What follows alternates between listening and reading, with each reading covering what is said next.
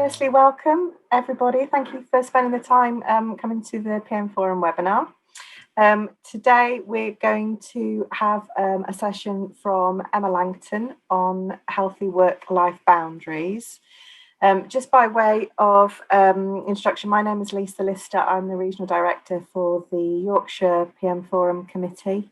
So in terms of the topic today, I think it's very much jumped to the top of our priority list. Work-life balance was obviously spoken about before COVID, but it's just got extremely real. And I think people who maybe didn't think about it as much before are now. I know personally, I have tried to change and realise I've had to change the way I approach things.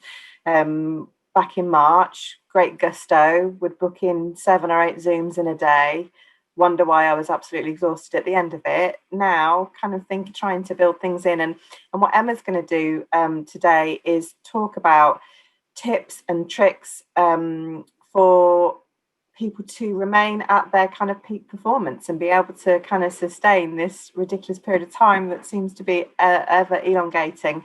Emma's background is that she works extensively with professional services firms, with accountants and lawyers, so she kind of knows our world, and she's going to kind of give us some structure and help guide us to things that maybe we need to start building into what we're doing, just so that we can keep going with this until maybe the spring. I want to dive straight in, really, as we mentioned, that we're looking at healthy work-life boundaries. So just pop into the chat box if anything that you think you are struggling with right now, when we are in this crazy world of 2020, with the joy that COVID-19 has brought us. And that way I can make sure that I'm going to help you with the specifics, as well as the general work-life boundary issues that I hear coming up with the organisations that I work with. So that if there is anything, then we can just make sure that we are going to cover it for you. So we've got some common ones coming up here, such as taking a lunch break, that the balance between work and life, living in a flat, switching off, finishing on time, taking breaks, good. So keep those coming in, because it's always good to know, staying hydrated and things. Absolutely. I'm fairly certain I'm going to be helping you with all of those things. So if we just think about, what healthy boundaries really are, and there might be some little bits in here that surprise you, but the ability to be able to set boundaries is absolutely crucial to getting that work-life balance. And as I've said, with this 2020 pandemic and working from home and the things that you've said in the chat already, there are additional challenges, and it can be really hard to hold these healthy boundaries. So we're going to be looking at some of the values so that we can revisit what's important to you. I think you're already beginning to identify some of those with the comments in the chat, which is good. We're going to be looking at communication. So, how many times have you worked more or done something because you've struggled to say no, or had difficulty pushing back, or because you felt guilty? Guilty is going to be a word that we talk about a lot, so hold on to your hat for that one. I'm going to help you with some of those. And I'm going to be talking about self-care and why on earth self-care is important to boundaries. Well, as you're probably realising now, if you're working all the time, it's going to leave you worn out, absolutely shattered, exhausted, and have a negative impact on your mental and physical well-being. So I'm going to share some quick wins for you. All right. So then, if you've got good sets of boundaries, then you're able to juggle everything. You're able to set some of those priorities without the guilt, without the obligation, and without the pressure. So that combines to make that difference here that we're going to talk about. So what even are boundaries? Because when I talk to people about boundaries, there's a massive misunderstanding about it. Well, mental health professionals and sort of self-help type people put a lot of emphasis on boundaries because they are the foundation of healthy relationships and a strong sense of self-worth. So they help you to create those healthy relationships that you have. And these can be with other people, but also with your relationship with work and working hours that you do and how you respond to the requests for extra work or how you feel in yourself. Boundaries also tell others how you want to be treated. So they set out what's okay and what's not okay. So that boundaries protect you in a way from being mistreated. And we're going to talk about communication that's going to help you set those out. Boundaries enable you to be really clear, but also consistent. Now, it doesn't mean that boundaries are really rigid. The boundaries are always going to be flexible to meet your needs and possibly sometimes the needs of other people as and when, but you are going to be coming first in this. Okay, so setting boundaries enables you to be clear and consistent, but you are going to learn how to be firm but fair, without being kind of mean and hitting the guilt bit again. Okay, now what I also say to people is that boundaries create respect because they give you the kind of foundations that you live by that help you and your performance in your work and in your home life to stay really balanced. So they keep you from overextending yourself so that you're not taking on every single project or being on every committee that you're asked to join or struggling to say no to things. We're going to talk about those things a bit more. Okay. So think about, you've already shared some of the areas that you struggle with. So whether or not you put information in the comments, and thank you for that, but think about those comments that you made or the aspects of your role that are causing you the most issue. And we're going to just quickly whiz through why it is that we struggle with boundaries, because when we know what our struggle is, it's not like what's the impact, but coming back a bit and looking at why it is that we struggle, then it's easier to do something that is more effective in helping you overcome it. Because I hear people all the time say, oh, just do this or just say that to someone. But learning how to set boundaries means that you have the ability to put things in place or to push back on certain areas so that you can keep these boundaries in place. All right.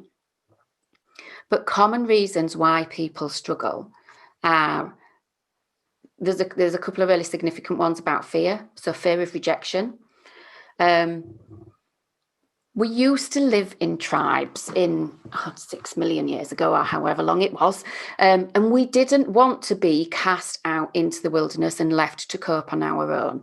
So there's a bit of our brain that's hardwired to be cautious of other people's reactions and to ensure that we are accepted. And we often then have that guilty feeling or that worry or that fearful feeling that if we push back on something, if we say no to something, then there's going to be a problem. And it might be a problem for you or it might be a problem for them, but there's going to be a problem. So then that creates that fear or guilt feeling. So we also have that fear of conflict for the similar reasons that I mentioned. I mean, who really does want conflict anyway? So, we're cautious about that and we begin to be more accepting of situations rather than pushing back or doing what we can within our realms to make the changes. Guilty. Oh, the guilt feeling is a massive driver for us doing things that we don't want to do and backing down from decisions, isn't it? Can you relate? I mean, even just dealing with family, never mind before you get into your job. So we're not going to talk about guilt on its own as such, but we're going to talk about the other stuff that impact on that guilt so we can ease some of those guilty feelings. Pressure of workload is another really, really common one. And I know that you'll have this because, like Lisa said, I work with a lot of people in the professional services industries, a lot of lawyers, accountants, all those areas. And, I had somebody on a webinar the other day that said, but if I don't do all this, then what about the victims? Because they won't get justice. And it's a big thing. It's a big thing. And we don't have time today for us to dive into that. But, it is about that feeling that, it's entirely our responsibility. And we're going to talk about that a little bit. And of course, pressure of workload is another one. And job insecurity, because often people think, well, if I don't do this for somebody, then I might lose my job, or I might be seen as not dedicated to the business, or they might think that I'm not a team player, or I might miss out on promotion. So I get that we struggle with all these things. And when you are thinking about what I'm talking about today, I want you to think about some of the reasons why it is that we struggle, as much as what it is that you struggle with, if you get what I mean. So when we think about what's important to us, when we know our values, we can actually kind of set the tone for ourselves about what's important to us. And then you'll find that you're much more able to set some of these boundaries. Okay. So your values are kind of those broad, desirable goals that motivate your actions, and kind of serve as guiding principles in life, if you like. But when you're clear on your own values and your needs and desires, it's much easier to refer back to these when you are setting your boundaries. Okay, we tend to put a lot of value on aspects in our job than on us specifically. So I'm just going to demonstrate a couple, well, 3 of each really. So it might be that some of these values are, about how you are perceived, particularly at work. Are you reliable? Are you the person that they go to because you always get the job done? Okay. But is that being confused with being available all the time and taking on too much? Is kindness one of your values? And then are you doing lots of things for people who really don't kind of have that kindness value and are quite honestly taking advantage? But like the person that was worrying about the victims, there's a massive amount of kindness in their values. Or is it, about a sense of justice, etc.? Think about what it is for you. It's going to be different for different people. Okay. Is it about perfection? Often people that are really, really successful, particularly in their professional services industries, they are successful and they are, they rise through the ranks and they're really dedicated because of some of these values that they have, personal values as well, about getting things right, about doing things well, about the sense of justice, about the reliability. But then sometimes, as you've said in the chat about some of your struggles, but at what cost? Okay. Now, it doesn't mean that you need to leave your job. God forbid, I'm not saying that to you at all. And it doesn't mean that you don't, that you have to change everything that you're doing, but it just brings another perspective onto some of the things that you're doing. Okay. It might be that, you're beginning to value your health, because you've realized the amount of work that you're doing when you're working from home and not taking breaks and getting pulled in all directions, etc., that it's having an effect on your health. It might be about family time, because you're missing out on time with the kids or time with your partner and things like that because of all this kind of, work from home and working all the time. It might be about exercise. It might be that that you feel better when you exercise, but that you're not doing it, that you're not providing that time for yourself. So ultimately, there's a chunk of this here that it is about you. So you have to put you first within this, about what's important.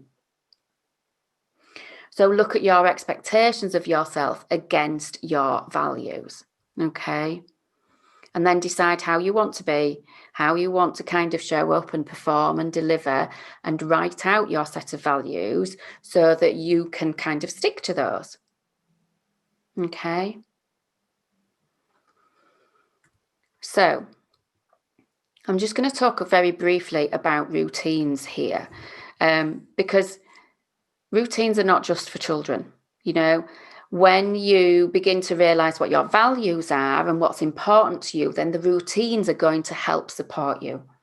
You know, whether it is that you're feeling guilty about not enough work being done, or that pressure of high workload, or you're feeling responsible about delivering something really well, or that's absolutely, you know, of perfection, or you feel like people are taking advantage of you, then a routine will help. Routines mean that we know what to expect, so then we have less to think about. So it frees up some of your brain space so that when you do have all of this stuff to do, it is a fast-paced world right now, and we do all have so much more to do. And I get that. So I'm not saying, you know, that you're going to just wipe half of your workload off your desk with this. But routines free up brain space. Apparently, Barack Obama used to only wear blue and black suits so that his morning routine of what to wear wasn't a problem, a worry, or a stressor. How does that fit in with boundaries, you must be wondering? Well, it removed the one thing that he needed to think about. It left his brain free to do the more important work. So then it was like his brain was sort of firing on all cylinders at the moment he sat down at his desk, because he'd not used any of that brain energy on what's for breakfast, what are we. I know a lot of people are kind of just, well, I'm just in jog pants and pajamas, which I don't recommend either. But, you know, what are we wearing today? What's for breakfast? What are we doing here? What are we doing there? Think about, if you do have children, think about it. If you know people with children, then they go, oh, get them in a routine. As soon as that child's born, oh, yes, you need a routine. Why? It helps us to feel safe. It helps us to know what to expect, like on like a psychological and a sort of feeling level, a subconscious level. Okay. And trying to remember things can be really, really stressful. So it reduces a lot of that decision making. So then you've got the strength and ability when somebody comes to you and asks you, you know, to do this extra thing, instead of then jumping into how am I going to do that and figuring it all out, you've got your values, you've got your routine, and it's easier to then work more efficiently, but also to give you certainty about what you can do and what you can't do. Okay. I'm going to talk a little bit more as well about how you can get those routines to work for you, because they do help you form some healthy habits. Because within that routine, you might then be adding some of those values about giving yourself that opportunity to go for a run, or to take a walk, or to do a little bit of exercise, even if it is only a YouTube exercise thing, or what's his name that did really well I've forgotten his name, Joe, whatever his name was, that did all the exercise stuff on the channels. I'm waffling. But Joe Wicks, thank you very much. You know, even if it is only that in the house, it gives you that ability to put these things into your routine. It gives you those opportunities to stop for lunch, as people said, as an issue, to make sure you have breakfast, to make sure that you are, you know, staying hydrated and stopping for breaks and drinks. I'm going to come to this in a little bit more detail, but that's where routines can really begin to fit for you. Okay, so then they keep you healthier. So then they fit with some of those values that we've talked about, and you begin to see where some of this stuff starts to interact and overlap. So when I say to people, replicate the office, please don't roll your eyes and sigh. I'm going to explain what I mean about that. So, you know, how many of you are now either logging back on in the evening, or even working those longer hours because you don't have to leave to catch the train, to get the bus, to get through traffic, or because somebody's locking the office and needs to put the alarm on, which was another one that somebody said that was the only reason they left the office. Oh my God. So you're not doing that when you're working from home. And we've got all these difficult and sort of very wonky hours that we are working to fit in all the other things that we've got to do, because there's no childcare after school and all those sorts of things. So when I say replicate the office, this is not just about the routines of leaving the office. It's also about what you used to do in the office and where can you replicate some of that. Okay. So it's about making sure that you take breaks, because how often did you get up from your desk and go to the kitchen or the kettle or wherever, the drink facility was? How often did you go out and get a sandwich at lunchtime? How often did you go to the loo? How often did you get interruptions because somebody was walking past your desk and they stopped to say to you, oh, have you seen that information about, where are we up to with so-and-so? Because they were the casual interruptions that we had and the formal breaks that we had where I know loads of people that, yes, they went out to get a sandwich and then came back and sat and ate it at their desk. But they were, in essence, there was still a stop in there for some shape or form of stopping for lunch, of allowing for chit chat. Okay. The other reason that I want you to think about replicating the office as well is that when you think about some of the routines that you have, you need to think about people had an expectation of what your work hours were. And now a lot of people are saying, well, I'm only working 9 till 2:30, and then I am logging on again at night, but I'm having to deal with kids, or I'm having to do this, or I'm juggling that.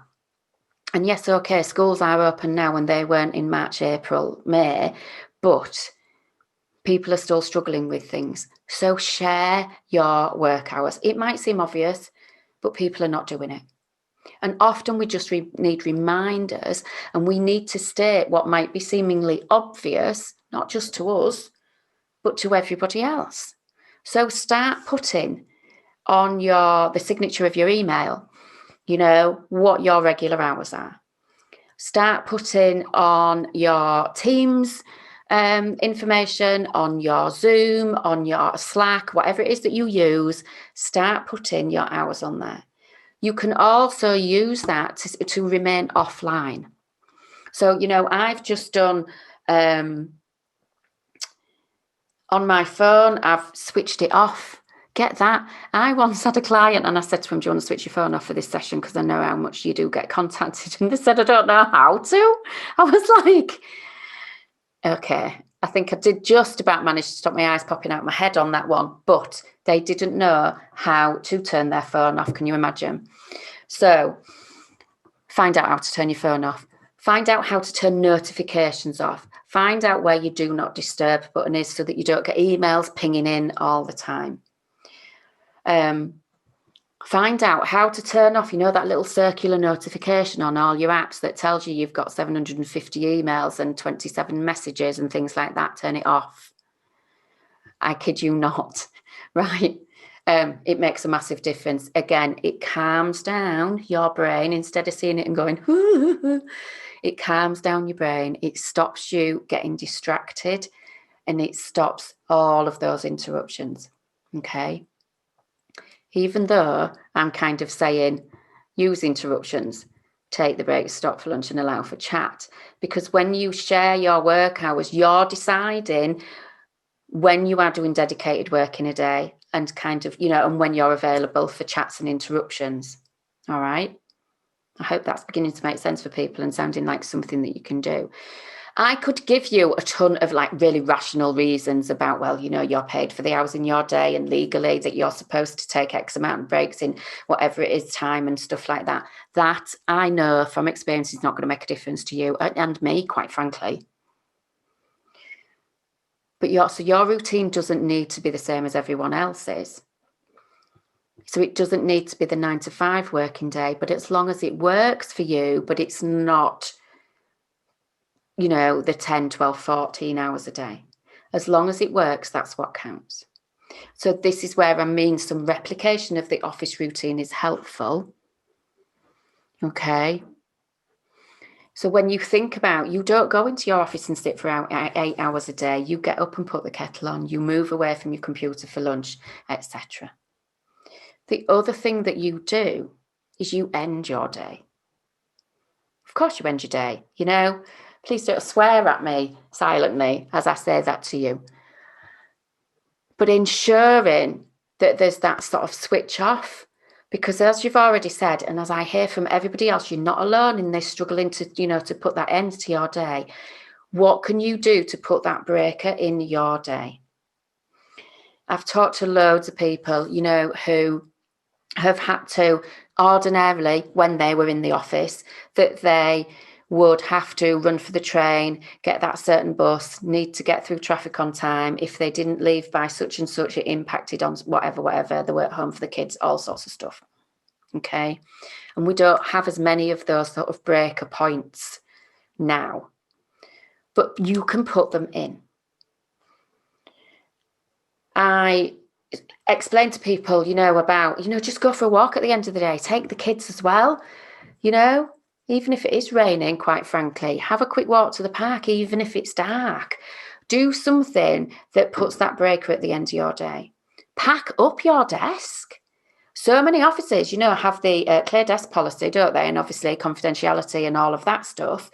And we some of people have stopped doing it at home because nobody's coming in, nobody's going out, and people are leaving, computers open and stuff out. Pack up your desk. All right. Some people do have to pack up the desk because they need to clear the table for dinner every night and things like that. So put those breakers in to end your day. Think about what it is that you can do that separates your office work bit to your home bit. So Robert's just said, I try and do 30 minutes exercise every morning before starting and another 30 minutes at the end of the day. Better than reaching for the bottle of gin, or reach for the bottle of gin. Don't reach for the bottle of gin. Put the bottle of gin at the other side of the room or in the kitchen so that you have to get up and get it. Okay? If you're going for gin, make it work for you. You see what I mean? Gin and jokes aside, make it work for you. Okay? Because what I want to say is, I've seen people say, they sit there with these like massive gallon thingies of water on their desk and then they don't move. And I say, go and get a tiny little glass and you'll get up and down in between appointments. Or put the gallon of water on your desk so that you do drink it, but then you need to get up and down to go to the loo. I know it sounds like I'm being really flippant, but these are the things that work, for putting those breakers in. So have some fun with this. Be slightly, sarcastic about it even, if you like, but do something that works. Do use this point in today to think, right, what am I going to do just a little bit differently that's going to work for me? And you know what? If you give it a go and it doesn't work for you, change it. Give it a week or a couple of weeks and change it because it's your routine. Just coming back a little bit from the jokiness of all of this, I do spoken to lawyers and organisations, and they are dealing with really heavy caseloads. And they are now dealing with really difficult subject matter in their living room or in their kitchen or wherever it is. And it is causing them a concern because their kids are in the house and stuff like that. Now, although they have previously been really happy-ish, willing to be in a job that's dealing with these heavy and difficult caseloads, about like say abuse and heavy crime and things, they never, ever, ever expected to be taking it home, literally. Okay. And that has caused them some disturbance. So again, replicate the office. You would be packing this away, switch up your working position so nobody can see your screen. You're not worrying about kids coming up and seeing your screen and things like that. As best you can, set your times again. If you've got heavy workload and things like that, set the times when the kids are at school and know that you're going to switch it up and do other things in your day, if emails, whatever, when the kids are home, something that's easier to stop and start from. Also, again, think about what you did when you were in the office that put that breaker in your mindset. So not just in the actions and the office space and the desk, but what put those actions in to put that breaker to switch your mindset from the heavy caseload, to fun mum or dad, right? Or carefree partner or whatever. What did you do? Because whatever it was that you did, you can replicate it. And if it was that you did that separation on your drive home, then again, go for that walk, go for a drive if you have to, get on a push bike, whatever. Do a bit of exercise, but do something that switches your mindset as well. Okay? Right. Communicate clearly. As I said at the beginning, communication is a big thing. So when you've set your working hours and you've publicised them and you tell people about them, be factual. It's not personal, this is work. Okay. So when you tell people that you're available on all your platforms, and you bob your out of office in and you put a signature at the bottom of your email, I've seen hundreds of different signatures at the bottom of emails that are clearly stating working hours and things like I work between this time and this time, I'll answer you when I can, or that people will say, just because I've sent this, it doesn't mean you have to respond. I'm working in hours that suit me, etc. So tell people it's factual. It feels emotional to us, that guilt thing that comes up, that pressure, that fear aspect. I get that. But just do a mental step back, even if you do literally move yourself back like that, and stick to the facts. Because communicating clearly enables us to be able to say no to people. It enables you to be aware of, when you need to do this. But what I always say to people is that no is a complete sentence. The more that you waffle, the more that you give someone the space to persuade you to, just do this, or just help me out there. Okay? So resist the urge to waffle, because, next time, say somebody asks you, to take on something that you don't have time for, or quite frankly, does not fall within your remit, start your response in a positive tone, let the other person down firmly and gently. Remember the things that I said about boundaries, and saying something like, I'd love to help you out there, but I'm not able to do it justice right now. So it has to be no. That's it. I'd love to help you out. I can't do it justice now. I have to say no. Rather than, oh my gosh, I'm so sorry. I want to be able to help, but I've got all these other things to do, and, I've got to do them before the end of the week, and I really, really wish I could help, and if I squeeze it in, then that I would. And they're going to come back with, it won't take long. You could just squeeze it in there. I don't mind if it just comes in by then. I don't, I'll really need you to help me. Do you see what I mean? So by waffling, you've given them the opportunity to squeeze in between the gaps with it won't take long. Oh, you're great at this kind of thing. Watch your language as well. Please don't be apologising for pushing back. So rather than go, all of that, oh gosh, I'm really, really sorry, my dear, just, I can't do it justice right now, no.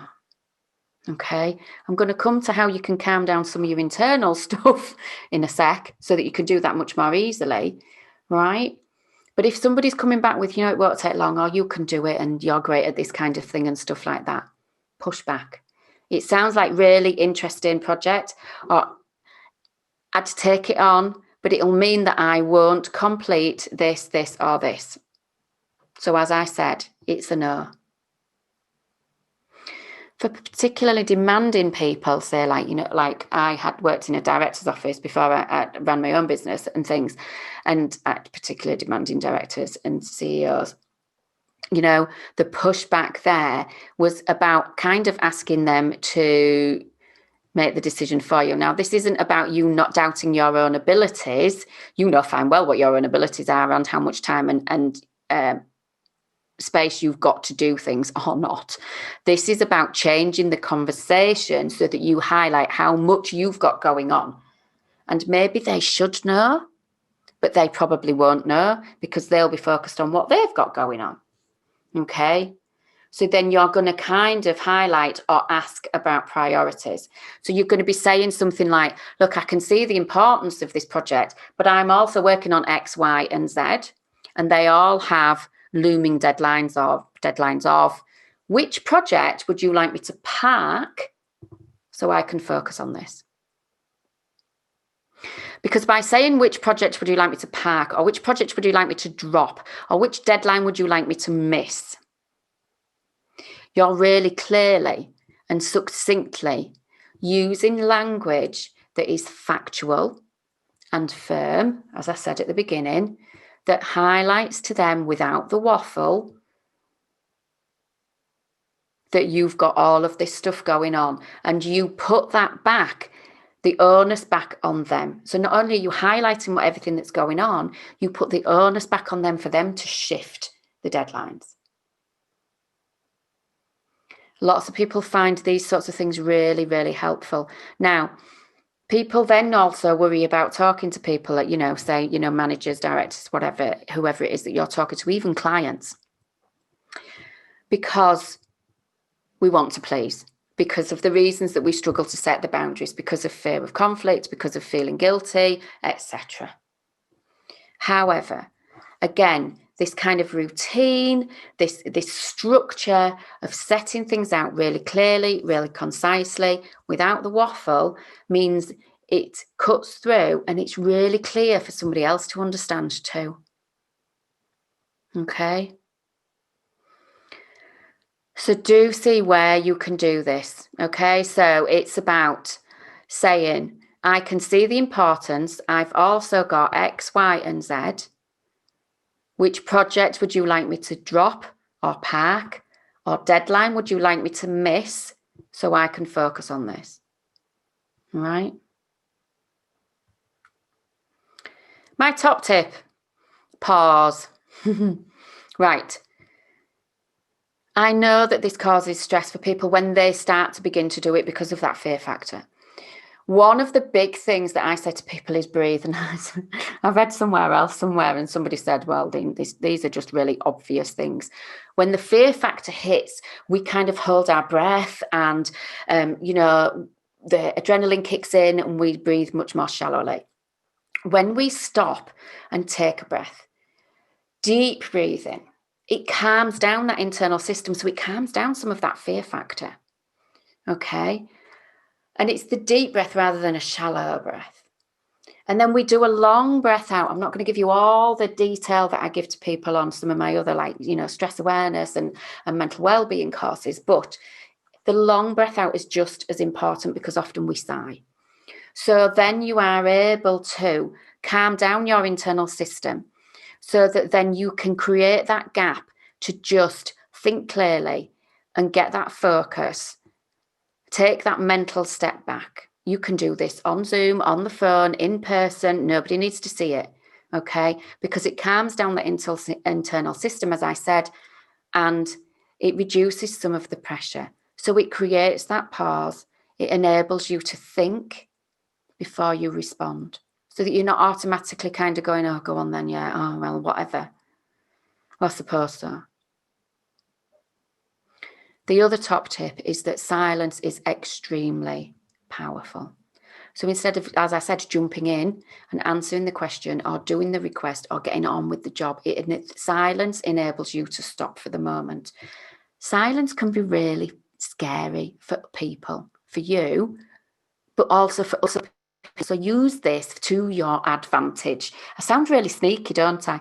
But, if you're...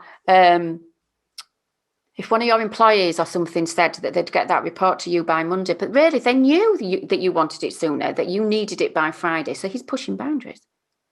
Which do you think would give the most benefit? Just looking him in the eye and being silent, or saying, I wanted it by Friday? Or are you one of those people that actually would end up going, oh, all right then? Silence. Because the other person is going to jump in. If you know how scary silence is, then you know how scary it is for somebody else. You hold your silence. The other person will then come in with, yeah, okay, I'll get it by Friday. Or even better, when they're asked, somebody's, piling the work onto you, that they will be kind of like, right, okay, I'll go and ask somebody else. Okay? Use the silence at the end of which project do you want me to drop? Which deadline do you want me to miss? Do the breathing, hold the silence, okay? Use it for your own thinking time, but remember it also enables the other person to reflect and for them to rethink too. Okay? When we calm down some of that resistance to change, we're going to be calming down our own fears. It's theirs and yours. There's always a resistance to change for you and for the people who have, been coming to you because you're the person that gets stuff done, or you're whatever reason that they come to you for. So that when you set boundaries, sometimes people do respond quite poorly, and it's common. But usually they're the people who've been benefiting from your lack of boundaries. So they don't want you to change. Some people need time to adjust to your new behaviours, okay? So it can be a bit scary, and that guilty feeling that I keep talking about. The pause, the deep breath, the silence just calms down some of those guilty feelings, okay? I know you don't want to upset people. I've done this really well for a lot of years without upsetting people. I haven't got time to tell you where I've done it, but there's some fantastic stories in there, but this really works. Not just in a corporate and professional environment, but I've used it in schools. My kids have got special needs, and my God, I've had to negotiate. These things work, all right? They also work for the kids, for your partner, in all sorts of areas. The breathe, the silence, the pushback. It works. So it's sometimes helpful to remember where you can calm your fears and how to do it. Remember your reasons, those values that we talked about, for setting them. So even if it does get a little bit difficult or a bit uncomfortable to start with, it gets easier. Okay? And when we come to that self-care, I want you to remember that, as I said, when we need to look after ourselves. It is a fast-paced world. None of this is going to mean that you're going to sit down and go, yeah, I'm breezing through my day. You're still going to be, pretty busy. You're still going to be full on, but you're going to be able to push back and put in those breaks and set in some of those priorities where you want them to be or even need them to be. So it protects your health. Because if you think about the fact that you're just taking on work to please somebody else, it's going to cost you. So that's why we need to do the self-care. That's why we need to look after ourselves physically, emotionally, mentally.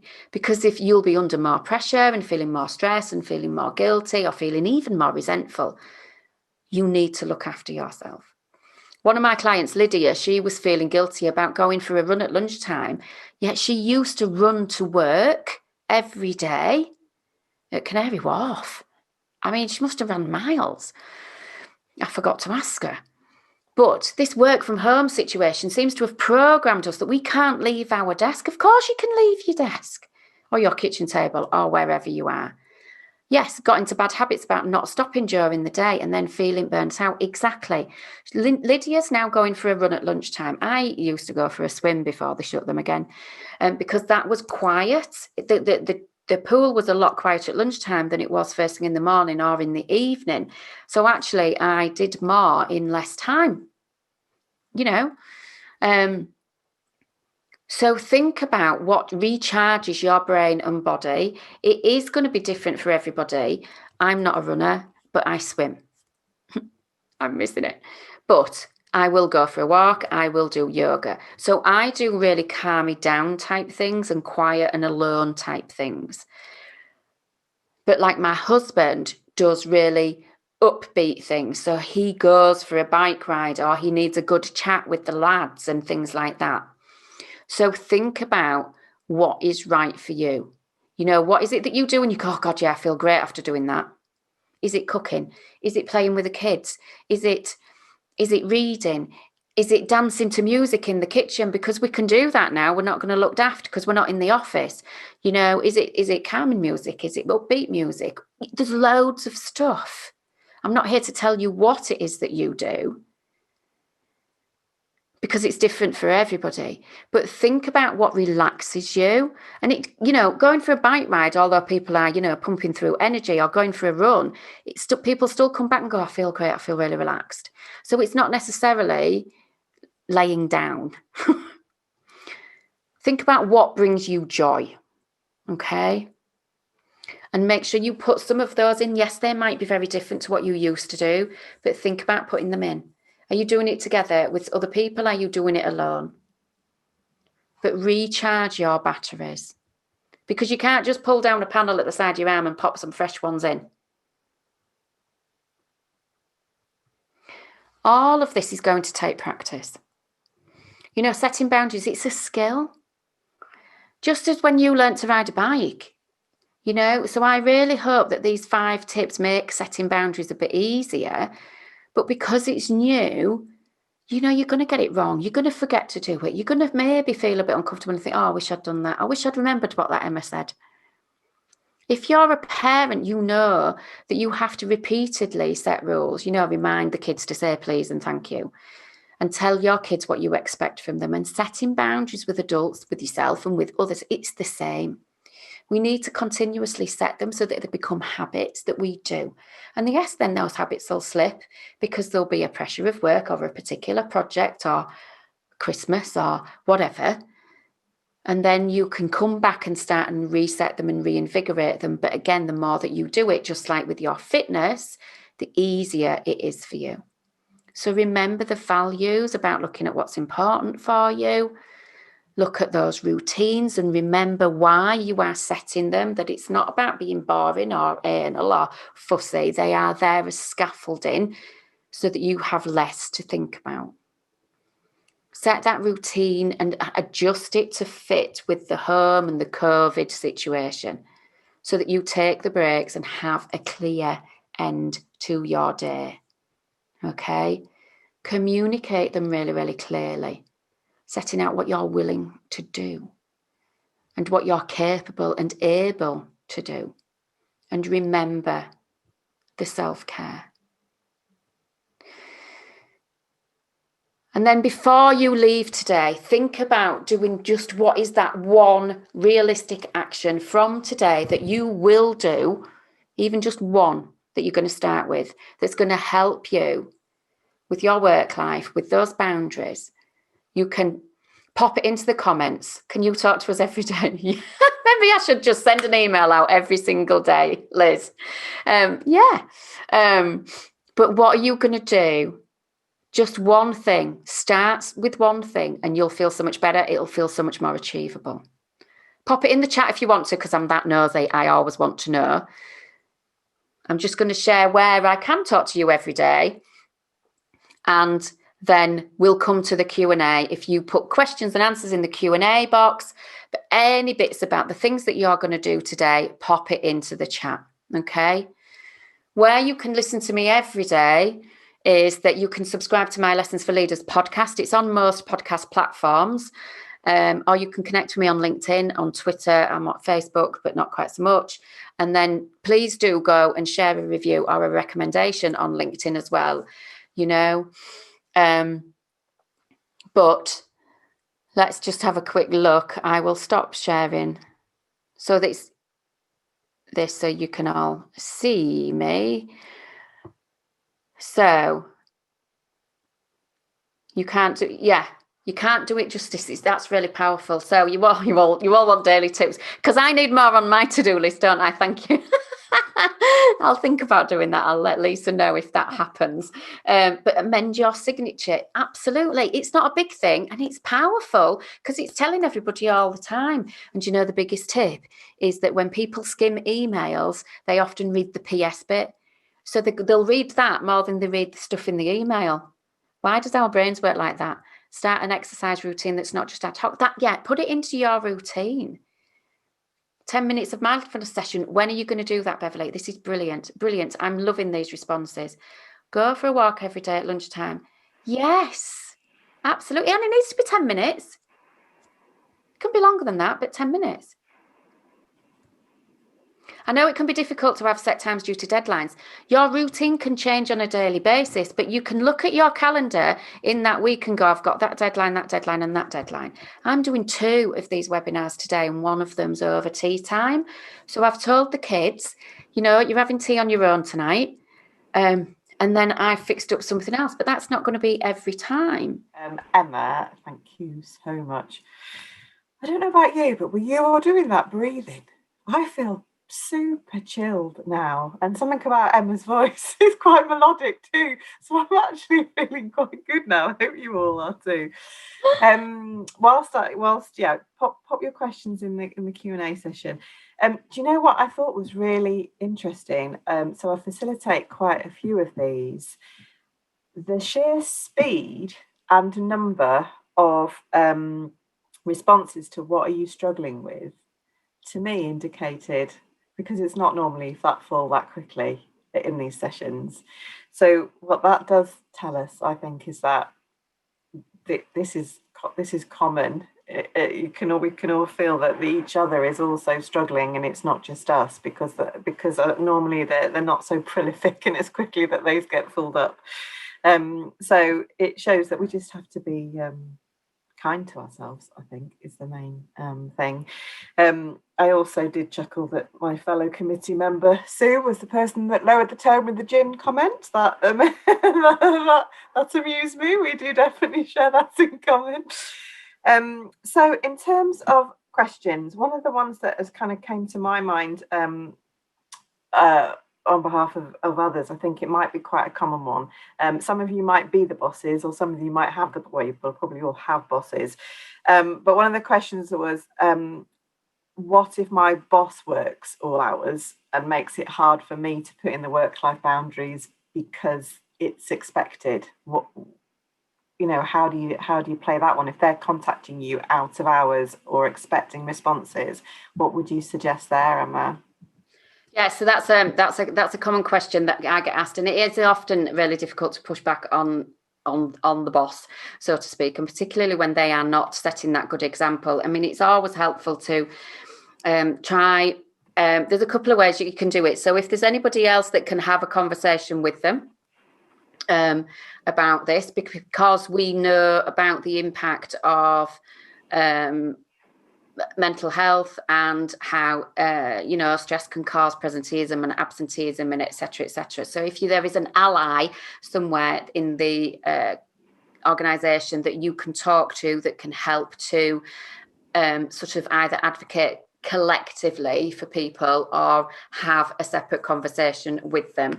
There's also then the ways that you can bring it up, say perhaps in team meetings and have, so that you're not just you alone raising this issue, so that you kind of feel like you've got a bit of I nearly said army, but a collective amount of people behind you on this as well. But then also is using that phraseology that I used about coming on, that's on certain tasks, is about coming back and saying, which deadline shall I drop, or which project shall I miss? But then also it's often easier to formulate things in an email rather sometimes for people than have a face-to-face conversation, so that you can drop an email to them and say, look, I'm really struggling with, and again, it's about being factual, it's about not waffling, and just saying, I'm struggling with the volume, or I'm help me understand is a great phrase that I use when I'm usually telling people, usually when I'm talking to managers about getting information out of other people. Help me understand is help me understand what is the expectation when you send emails at all hours, because I am struggling with, I don't want to get burnt out, I want to give you the best service, but da. Do you see what I mean? Mm-hmm. So it's about the phraseology that we can use, and I talk about some of this stuff on the podcast as well if people want a bit more information, but the phraseology that we can use can come through to people without it being really defensive, because what happens is that we expect that conflict, and then we need to sort of calm down our own self, but also approach somebody in a way that's going to keep them calm so that they don't fire up at us. Does that help? Yeah, definitely. I can imagine that's probably quite a common issue, and also it's again, it's sort of back to us in that just because someone emails you at 10 o'clock, that doesn't mean they expect you to respond then. We just may think it means that it might be that that's the only time because they took time off at lunchtime that day or whatever it was, that is the time they're catching up. That doesn't mean they do think that you've got to respond at that time. You can then do and that's where help me understand is really useful, because you can say, help me understand, are you expecting me to be online and see that and respond to that or not? The other thing that I say to people as well is that, how often do we sit down and do a supermarket order at 9 o'clock at night, but we don't expect it to come, and because there's a whole load of automatic responses, and the parcel gets sent out the next day, and the shopping comes at whatever day that you deliver it. So we often sit down in the evening and do something, but we don't expect the shops to be open to respond to it. It's that type of thing. So sometimes it is our expectation of it. Yeah, it's interesting. Sue's just said that at Pinson's you've got an auto signature that almost helps you along by saying, we support agile working, please don't expect this to be responded to. So that's a great idea for anyone that can introduce that into their business to help out their individuals, isn't it? Yeah, absolutely. It's thinking about if you're going to use that email signature, or maybe even playing around with 2 or 3 and asking somebody's opinion, but thinking about what that email signature looks like, and have a look at what other people are sending out, because you might have seen them but not really taken it on board, but start to use that email signature and say what is, what you are doing, but also what's expected. Yeah, no, that's great. Thank you, Emma. Really, really enjoyed that, and I can see that I think it's helped other people too.